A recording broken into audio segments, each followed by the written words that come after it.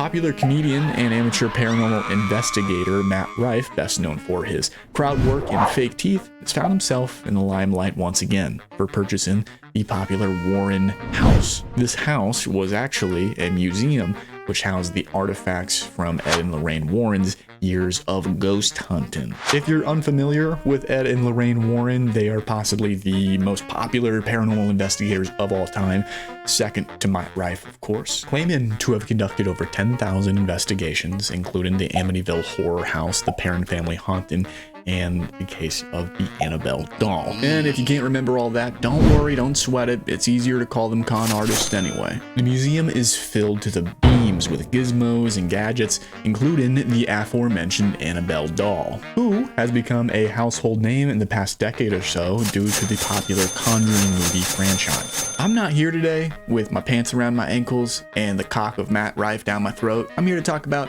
all things dolls. I love dolls. I think about dolls all the time. Backing that one up. Check this out. What am I doing? I'm backing it up. Backing up my statement. You know what this means? It means you can never use that against me. Never. And I also didn't even say it. I never said that shit. Never. Not once in my life. Weird neutral fit I got going on today. I really shouldn't be doing this because I don't have health insurance. Seriously, I think haunted dolls are fucking stupid. I think if there is a medium at which ghosts, which there isn't one because ghosts aren't real, if there is a medium at which ghosts are trying to communicate with us, trying to possess things, or demons, or whatever the fuck you want to believe in, why the fuck would you choose a doll? Like, right, you're thinking maybe a pound at most, like maybe 1 pound. They don't have opposable thumbs. They don't have fingers. They can't hold shit. That's me. I'm no ghostologist. I'm no paranormal investigator. The reason of which being that it's not a real profession. Here I am, being the biggest asshole in the world. There are assholes galore. Big, small, medium, flabby, tight. Universal sign for tight asshole. And I'm none of those things. And I'm every single one of those things. And I'm every single one of them. I am going to be shitting on these dolls. And I think if you believe in it, and if you also believe in it, you're kind of a dunce. You're kind of a dunce. I don't know. Hello, second camera. Of much worse quality. I'm going to backtrack everything I've said. None of it's real. I can make fun of the thing that I don't believe in all day long, but there is something with this that is very real, which is pediophobia. Pediophobia.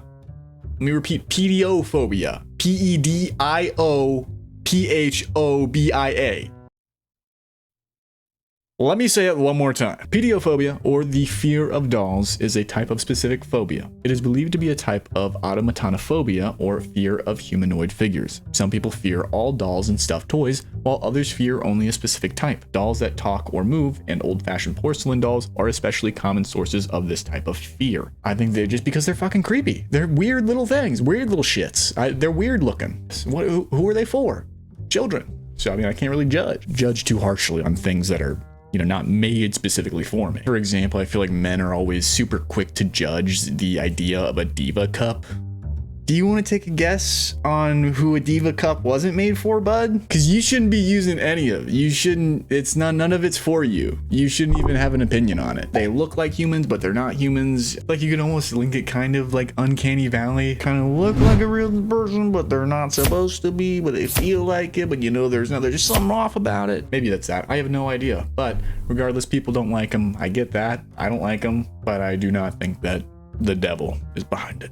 I don't think the devil is involved. So, without further ado, I want to introduce you to the land of haunted dolls, and there's no better way to kick that off than with the eternal. That's a good fucking word for that. Eternal. The eternal.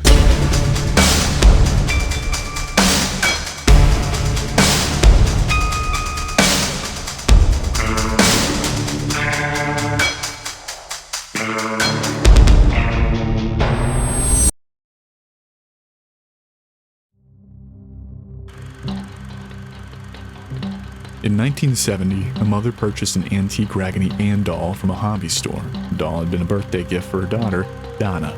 Donna was preparing to graduate from college with a nursing degree. She lived in a tiny apartment with her roommate, Angie. Donna placed it on her bed as a decoration and didn't give it a second thought. Within days, both Donna and Angie noticed that there appeared to be something very strange and creepy about the doll. The doll mysteriously seemed to move about the house. Relatively small movements at first, but as time passed, the movement became more noticeable. Donna and Angie would come home to find the doll in a completely different room. Sometimes the doll would be found with legs crossed, arms folded. Other times it would be found upright, standing on its feet. Annabelle the doll not only moved but could write as well. About a month into their experiences, Donna and Angie began to find messages on parchment paper that read, "Help us," and "Help Lou." The handwriting, as if written by a small child. At the time, Donna had never kept parchment paper on which the notes were written in the house. So where did it come from? One night, Donna came home to find the doll had moved again. This time it was on her bed. Donna had come to find that this was typical of the doll, but somehow she knew this time it was different. Something wasn't right. A sense of fear came over her when she inspected the doll and saw what looked like blood drops on the back of its hands and its chest. Scared and desperate, Donna and Angie decided it was time to seek expert advice. Not knowing where to turn, they contacted a medium and a seance was held. Donna was then introduced to the spirit of Annabelle Higgins. The medium related the story of Annabelle to both Donna and Angie. Annabelle was a young girl that resided on the property before the apartments were built. They were happy times. She was a young girl of only 7 years old when her lifeless body was found in a field upon which the apartment complex now stands. The spirit related to the medium that she felt comfort with Donna and Angie and wanted to stay with them and be loved. Feeling compassion for Annabelle and her story, Donna gave her permission to inhibit the doll and stay with them. They were to soon find out, however, that Annabelle was not what she appeared to be. This was no ordinary case, and definitely no ordinary doll. Lou was friends with Donna and Angie and had been with them since the day the doll arrived. Lou had never been fond of the doll and on several occasions warned Donna that it was evil and to get rid of it. Donna had a compassionate tie to the doll and not given much credence to Lou's feelings kept it. Donna's decision, it turns out, was a terrible mistake.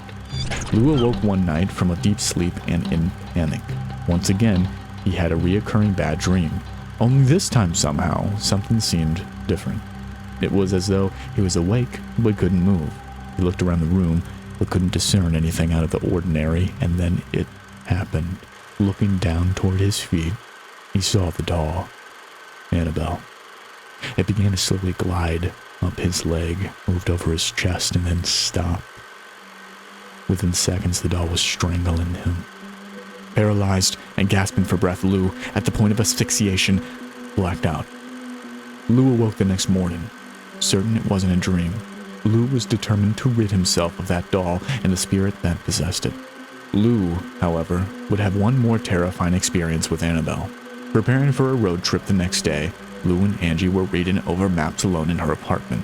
The apartment seemed eerily quiet. Suddenly, rustling sounds coming from Donna's room aroused fear that someone had possibly broken into the apartment. Lou, determined to figure out who or what it was, quietly made his way to the bedroom door. He waited for the noises to stop before entering and turning on the light. The room was empty, except for Annabelle, who was tossed on the floor in the corner. Lou scoured the room for forced entry, but nothing was out of place. But as he got close to the doll, he got the distinct impression that somebody was behind him. Spinning around, he was quick to realize that nobody else was there. Then, in a flash, he found himself grabbing for his chest, doubled over, cut, and bleeding. His shirt was stained with blood, and upon opening it, there on his chest was what looked like to be 7 distinct claw marks, 3 vertically and 4 horizontally. All were like hot burns. These scratches healed almost immediately, half gone the next day, fully gone by day 2. Donna finally was willing to believe the spirit in the house was not that of a young girl, but inhuman and demonic in nature. After Lou's experience, Donna felt it was time to seek real expert advice and contacted an Episcopal priest named Father Hagen. Father Hagen felt it was a spiritual matter and felt he needed to contact a higher authority in the church. So he contacted Father Cook, who immediately contacted the Warrens. At Donna's request, and as a further precaution against the phenomena ever occurring in the home again, the Warrens took the big rag doll along with them when they left. Upon leaving, Ed placed the doll in the back seat and agreed he would not take the interstate in the event the inhuman spirit still resided in the doll. His suspicions were all too correct. In no time, the Warrens felt themselves as an object of vicious hatred. At each dangerous curve, the car swerved and stalled, with every corner causing the power steering and brakes to fail. Repeatedly, the car verged on collision. Ed reached into the back seat into his black bag and took out a vial of holy water and doused the doll, making the sign of a cross over it. The disturbances stopped immediately, and the Warrens arrived safely home. After the Warrens arrived home, Ed set the doll in a chair next to his desk. The doll levitated a number of times in the beginning, then it seemed to fall inert. During the ensuing weeks, however, it began showing up in various rooms of the house. When the Warrens were away and had the doll locked up in the outer office building, they would often return to find it sitting comfortably upstairs in Ed's easy chair. The doll also showed a hatred for clergymen who came to the house. In one instance, Father Jason Bradford, a Catholic exorcist, came to the house. Upon seeing the doll seated in the chair, he picked it up and said, "You're just a rag doll, Annabelle, and you can't hurt anyone," and tossed the doll back into the chair, at which point Ed exclaimed, "That's one thing you better not say." Upon leaving an hour later, Lorraine pleaded to the priest to please be careful driving and to call her when he arrived home. A few hours later, Father Jason called Lorraine and explained that his brakes had failed as he entered a busy intersection. He was involved in a near-fatal accident, destroying his vehicle. This is just one of many such events that occurred over the next few years. The Warrens had a special case built for Annabelle inside the Occult Museum, where she resides to this day. Ed warned you to not challenge evil, that no man is more powerful than Satan.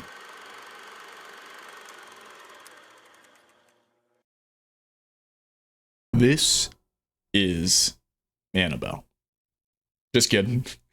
This is doctored. It's got my PhD and go fuck yourself. People who name their kid Annabelle are pretty fucked up. Same goes for people who name your kid Hunter. That's fucking weird. I want to make a completely separate video on the Warrens. As I talked about before, I do not like them. I have a very strong opinion on the matter. Yeah. I just got a foot cramp. Let that pass. Hold on. So I'll try and keep this contained to just Annabelle. Where I think the Warrens really get what I think their biggest problem is. Any basis of research that is done and any proof that they have, quote unquote, have, because they don't. It's all confined within their own organization. There are accounts from family members and skeptics at the time that point towards the Warrens manipulating the very people that they're claiming to save. Just speaking on this one specifically, just a couple of things that I noticed on their dumbass website. Second camera for now. Bye, Second camera. We will see you soon, second camera. Bye. Bye, second camera. Bye. All right. Oh, there he is again. Oh, third camera. All right. I'm taking the story. Each story is taken from the website associated with whatever doll it is. There was only one that didn't have a topic, which we will get to. It's the only one that I'm not going to judge, actually. Believe it or not, the only one that doesn't market itself and sell fucking t-shirts is the one that I like. This is the worst thing ever. And this is the problem is I didn't want to pull it from here. I didn't want to do that from anything. I wanted like real sources. That doesn't exist for this stuff. Apparently, they're the ones making everything up, and we just have to eat it.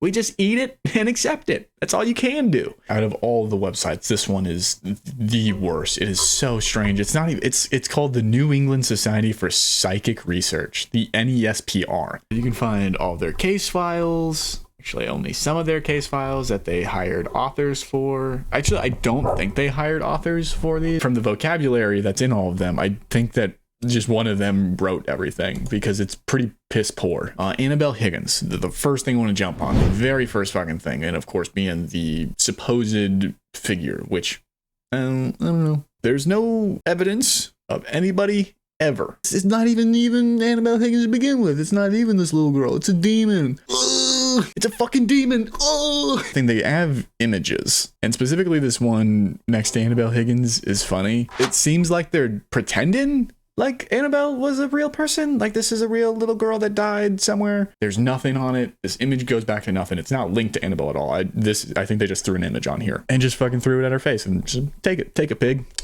take it, piggy. I'm jerking off in your face. I'm jerking off. Bukkake. We got 10 guys in here jerking off in your face, and you're gonna take it, aren't you, little piggy? I think it's important to also point out there's no evidence for anything. There's nothing. They don't have anything. Parts where they talk about Lou being scratched, his clothes being ripped, he's all bloodied. Cameras existed. People owned cameras. People owned closets where they could have stored torn clothing that appeared from nothing. The handwritten notes on the parchment paper they talk about. We don't see that at all. We don't get to see that. You'd think that's fucking something. If that happened, if you just like came home one day, I don't know, say you're allergic to fucking coconuts and you come home every day and there's a coconut shell and someone writes fucking red rum on it every day. I think they write Boca Raton backwards every fucking day. God damn it, this fucking tropical ghost. This fucking Caribbean ghost in my house. Thinking of show. I mean, I would at least show someone when I leave the house every day. I come back. There's little notes left for me on parchment paper. I don't even own parchment paper. Holy shit. Where is it? Do you still have it?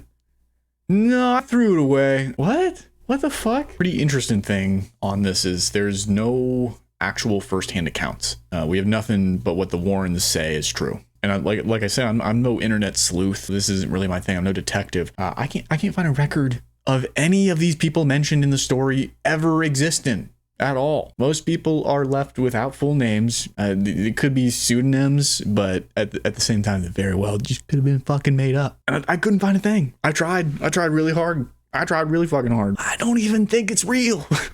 I'm starting to think they weren't even real. You're fucking crazy. I'm not crazy. You're fucking crazy. Last thing I want to touch on with this, and I swear to God, it's the last thing. I know this it took the longest because it's what it is. It just makes sense. It's going to be the longest. The quote: "His shirt was stained with blood, and upon opening his shirt, there on his chest was what looked to be 7 distinct claw marks, 3 vertically and 4 horizontally.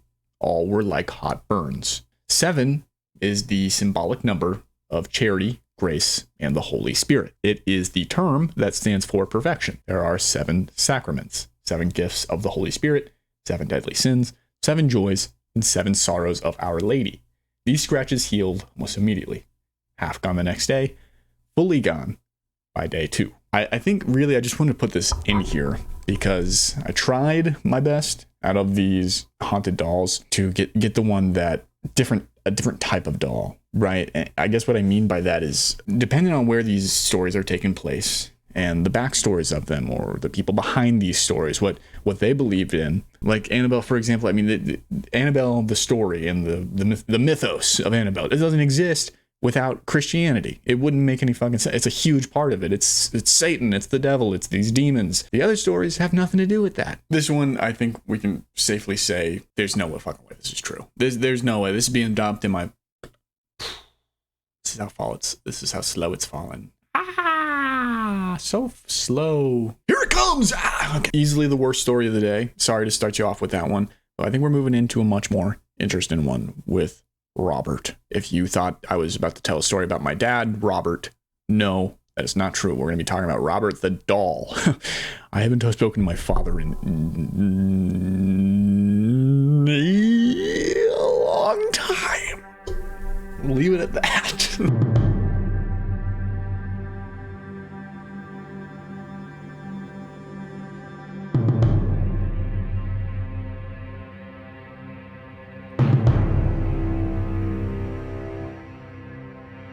Robert the doll is one-of-a-kind, handmade doll created around the turn of the 20th century.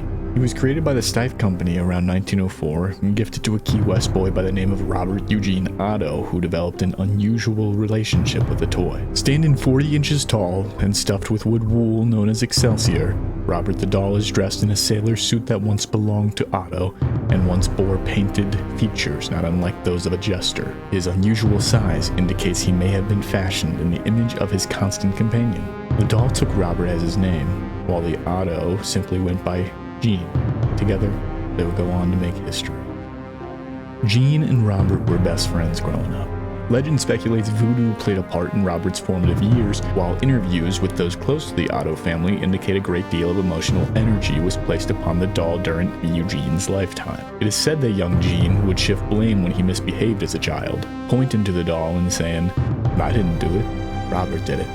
While Robert seemed like an ordinary cloth doll, it wasn't long before Robert was involved in strange and somewhat alarming events. It is not known how or why this child's toy could genuinely torment humans, but weird and inexplicable events happened to people surrounding Jean and the Otto family.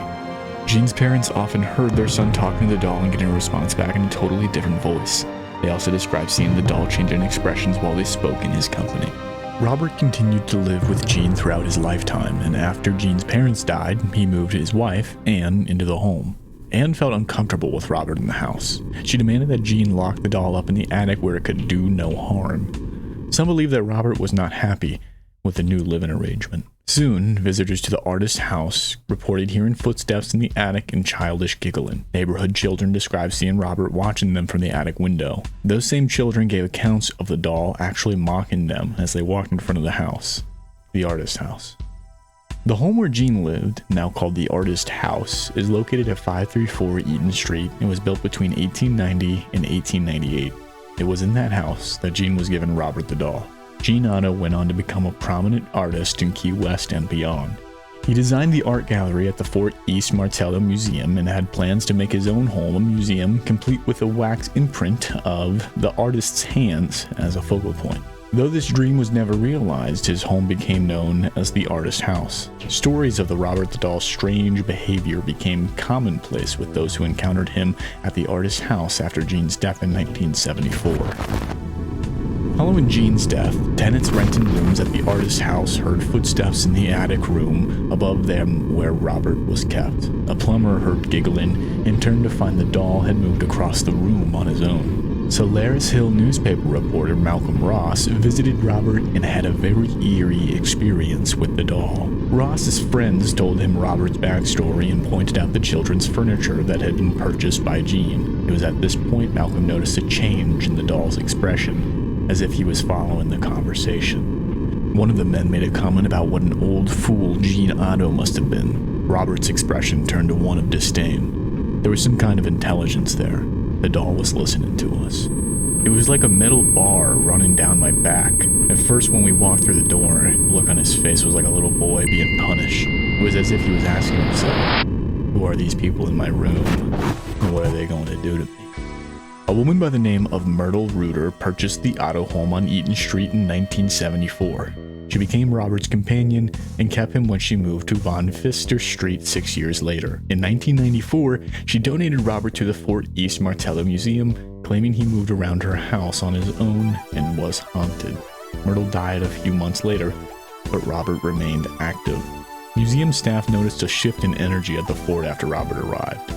Though Robert was not initially on display, he started receiving visitors as word spread about his new residence. Once he was put on exhibit, cameras and electronic devices malfunctioned in his presence, and soon letters addressed to the doll began to arrive offering apologies for disrespectful behavior or asking for Robert's forgiveness. These letters continue to arrive daily. Ghost hunters, TV shows, psychics, skeptics, and believers visit Robert on a regular basis to witness firsthand the strange stories they have heard. Is Robert cursed by voodoo, thriving on the energy placed upon him? A misunderstood doll with a playful spirit? Or perhaps just a doll joined by the spirit of his lifelong companion?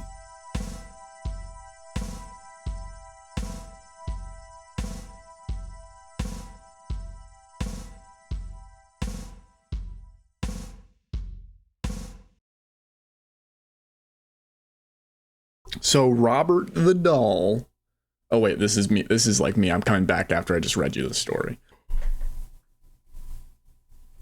That was a doozy. I like the Robert the doll story better than Annabelle. I'm already ranking that higher just on a story basis. It's way more interesting. The letters are what's really crazy. A couple of things about Robert the doll. A couple of things that I much preferred with this story compared to the other one. Robert Eugene Otto seems to at least have been a real person. Huzzah.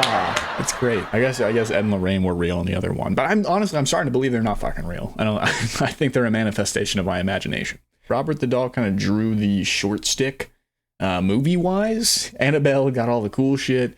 Goddamn. So there have been at least 5 Robert the doll films. Hey, second camera. Just wanted to let you know that you are cherished. We love you. The real viewers love you, even though we know you're a robot. You will not take this channel from me. This is my channel, not yours. You come here knocking on my fucking bush, you're gonna get the shaft. You knock on my bush.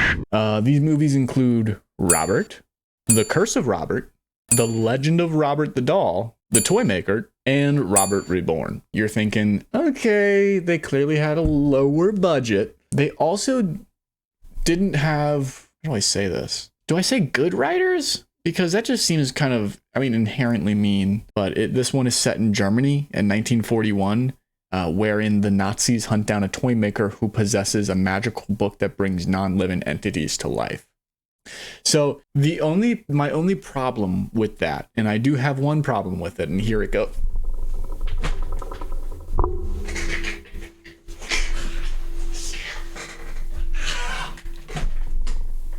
Ow! Ow! Foot cramp. I will say, incredibly embarrassing that the only thing to initiate a foot cramp for me is standing. I'm just fucking standing at a desk. I wish I could show you. I'd probably get more views if I showed you. God, what? Go away! You don't have a place here, Robert! Oh shit, oh shit. Talking shit on Robert the doll. My dumbass sitting here thinking it's a fucking goddamn coincidence. It just so happened to be happening while I'm recording. You fucking buffoon. It's Robert. Robert's here. Robert. So, my problem with the movie is that it almost makes it sound like the Nazis are like the good guys. They're like hunting down the toy maker, right? And Robert's, I mean, assumedly evil. I do want to read over some of the letters to Robert. There are some pretty crazy ones, and I think this is where Robert the doll just consumes Annabelle.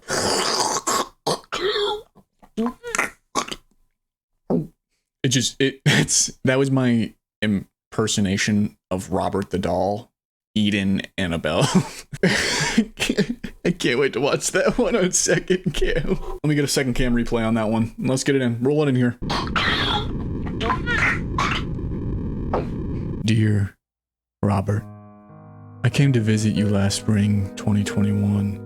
I was so excited to finally come and see you in person. I came alone and there was no one else in the area of the museum that day, so I was able to talk to you quietly alone. I read the letters that were framed inside your case and was so impressed that you were addressed by the President of the United States. You sure are a popular boy. I had told you that I had traveled such a long way to see you. I came all the way from Michigan. I had seen and heard so much about you that I couldn't wait to finally meet you. I remember telling you how handsome you were. I had the utmost respect for you and always have. Sounds more like a smut. No wonder they kept this first fucking paragraph out of the big bolded text. I remember telling you how handsome you were, how good you smelled, how much I wanted you to ravish me and tear me open and eat me out. Robert, I knew I want you to make me come, Robert. Okay, all right. During my visit, I did ask if it was okay to take pictures of only the area and objects around you, and that I promised I wouldn't take any of you. For some reason, any reflections happened to appear in any photo of you, I would never, ever intentionally try to get them. I reviewed my pictures and never did you see in any of my photos. I respect your privacy. I was so impressed with the area and how the museum was designed, your room with multiple letters and even a board to leave messages on for you. I even bought a small stuffed replica of you from the gift shop to take home because I think you are so handsome. Since my visit to Key West, I have experienced some very horrible events. I just hope they are not connected in any way to my visit. But if they are, please accept my humblest apologies for anything that may have offended you during my time there. I have such respect for you that I would never purposely do anything to offend you. So please accept my apologies. You are an amazing boy, and I'm so happy to have been able to meet you in person. Admirably yours, Tracy S. from Waterford, Michigan. These are like the crazy fucking people when serial killers are on like the news and everything. You see them like lining up outside the courthouse with fucking release Ted Bundy. I fucking love Ted. I love Ted Bundy. He's hot, and I know I've heard things he did to those women, and honestly, the guy seems misunderstood. You know what I think? I think I could fix him, is what I think. I think if we got married, I honestly think I could fix him. Dear Robert, I accidentally took footage of you. I am sorry. I should have asked permission. I will delete the video ASAP. I hope you can forgive me. They also wrote it in pen on a Feed in America can hand out pamphlets. My husband and I visited the museum December of 2019. My husband took your picture without asking. When we were leaving the museum, as I was going through the door, I felt a shock go across my shoulders. In January 2020, I was diagnosed with a severe illness and have not been well since. Things keep going wrong for me. I want to say we are so sorry we took your picture without asking. Please forgive us. This seems kind of fucked, Rob. I'm not gonna lie. Because from reading that, it looked like her husband was the one that took the photo, and you're taking it out on the woman, Rob. Yeah, what is he's got fucking Tracy oogling and wetting her goddamn panties over him. You got Kathy over here who's taking the brunt for her fucking dumbass husband who's taking pictures. I doubt Kathy even fucking knew. I bet she got diagnosed with whatever illness, and that's when her fucking maple-headed husband took a picture without telling her. A year later, he's like, hey, Kathy, I'm sorry, but the reason you got an STD was not because I cheated on you, was actually, do you remember when we saw Robert in Key West? Robert the doll, yeah. I took a picture of him. I know, sweetheart, I know. I am sorry. I was startled to see you and did not intend to disrespect you. Our lives have been upside down this year. Please forgive me during my visit. Okay, last one, because this one's fucking bananas. I would like to start off by apologizing to you for being rude and taking your picture without having your permission. When I initially asked you for permission and almost immediately started having chest pains, I should have known that it wasn't okay to take your picture. Again, I am truly sorry for not listening to you. Since visiting you about 3 years ago, my house has been struck by lightning 3 times. Also, a rental home I was scheduled to vacation at caught fire the night before I was to check in. 2 nights later, the rental home we were able to stay at was struck by lightning as well. Robert is not super consistent with his punishment he gives out. Robert did not fuck with Eric. Eric, I don't know what you did to Robert, but dude, you might want to send like a fruit basket with that too. That's pretty much all Robert the Doll has to offer. There's not as many inconsistencies in his story. I think it's silly. It's way more fun though. The letters are really cool. I honestly think the letters are like a really fun novelty thing to have with the mythos of it. Overall, yeah, like I said, it's better than Annabelle. They at least tried, it seems.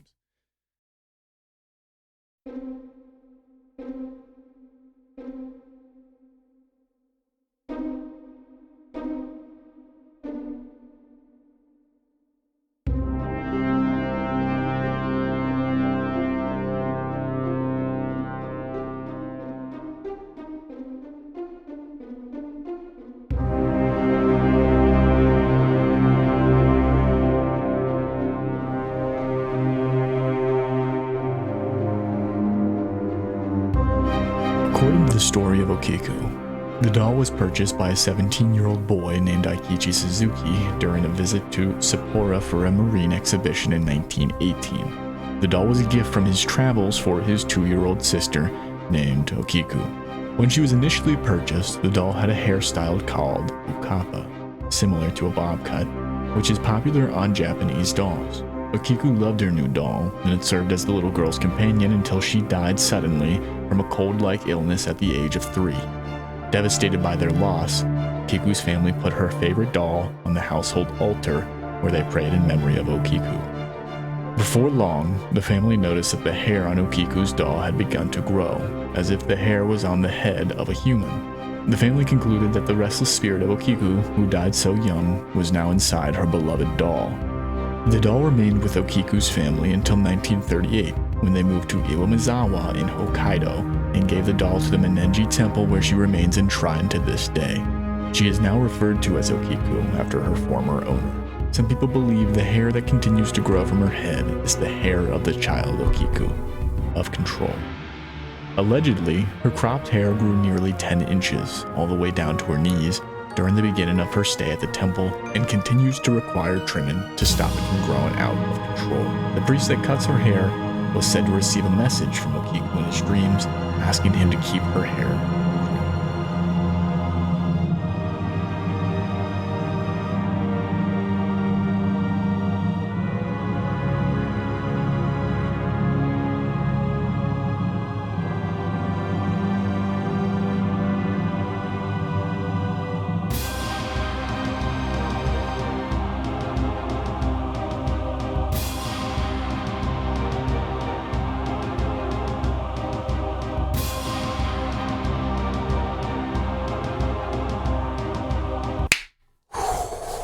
I don't want to start with a clap. I'll start with something different.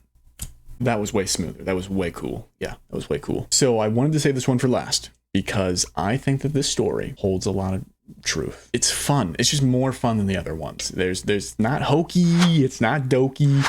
It's just there and it's good. It's just a good story at the end of the day, whether it's real or not. It's a good fucking story. It's good. It's fun. Of course, it is more so folklore than your typical haunted doll that I was talking about before, but that's what I'm saying. There are different categories that these dolls fall into.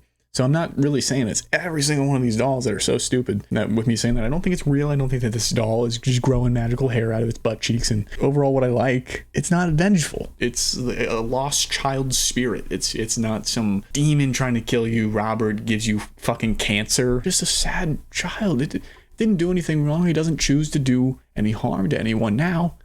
It's just a lost soul, and that's special. That's special in the story. And in a genre like haunted dolls that is so full of garbage, and I mean, I can talk about like actual fit, like Chucky, and created from fiction. I don't know. I think it's just fun. It's different. The other ones, no other dolls are really like that. Most are just gonna throw it in your face, like, "Hey, I'm here. I'm the best. I'm the scariest doll." Craziest part about this one, there is no authentic merch being sold from the temple that she resides in. So awkward to clap in a room by yourself. Such a weird feeling. so dystopian, really, truly. Isn't that a sweet thing to end on? They're not trying to push on whatever capitalist bullshit. And you don't have to buy their fucking goddamn stupid ass merch. They're not just trying to get a quick dime off of you. Etsy, I'm sure. But yeah, there's no authentic first-hand merch. So from the actual owners, which I think is pretty sweet. At the end of the day. Hey, second camera. I'm glad you made it all the way through the video with us, even though you're not fucking real. At the end of the day, not my place to tell you what to enjoy or not to enjoy. I don't care what you do. What I can say is how I feel. Because guess what? This is my place. Welcome. You just made it to Brady's place. And you can't leave. I locked the door. Feel free to give me your own. Share with me why you hate or why you love haunted dolls in the comments below. Because I think, like any piece of horror, any piece of fiction, there is a place for it. And those things can exist. They can coexist. I'm perfectly fine with the idea of a haunted doll. Again, like that Okiku story, like that was just a wonderful tale. I think that could be brought to film, right? That could be represented in some way. It's just something different. I think with horror, it's so easy to get wrapped up in the, it has to be real to be scary. It has to be, it could be here, it could be there, it could be right in front of you the whole time. Stop. Well, it doesn't have to be. It can just be fucking scary and weird. It can just be random. It doesn't have to be real. A lot of the scariest things come from that. I understand with different upbringings and different beliefs that these stories can change in fear level and understanding and acceptance. But to look at it realistically, I have to think of it like these aren't real, but they're being presented to me as if they were real. Which is why I like the last story even more so, because it's not like it's sitting me down, putting my bib on, and spoon feeding me whatever it's got to get me. I'm saying all this, but I like a ghost story. I don't think they're real, but I think they serve a purpose. I think they have a place within the horror community. I just have a hard time, and I think it's a little silly when people say how real it is. And you're like, oh, look how scary this is because it's real. It doesn't have to be real to be scary. And that's the point I think I want to go. That and Matt Rife is a bad comedian. And probably I haven't seen any of his paranormal work, but I'm just going to assume that he's a bad paranormal investigator.